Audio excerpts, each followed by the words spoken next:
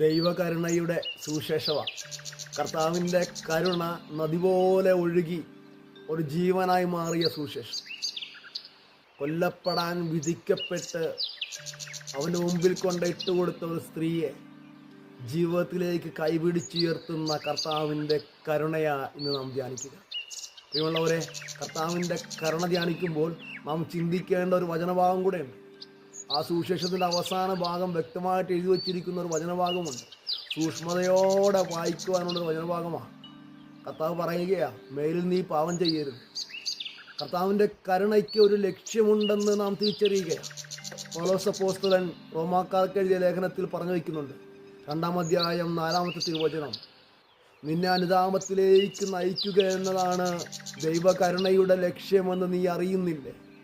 ദൈവകരുണയ്ക്കൊരു ലക്ഷ്യമുണ്ട് മക്കളെ, നമ്മളെ അനുതാപത്തിലേക്ക് നയിക്കുക.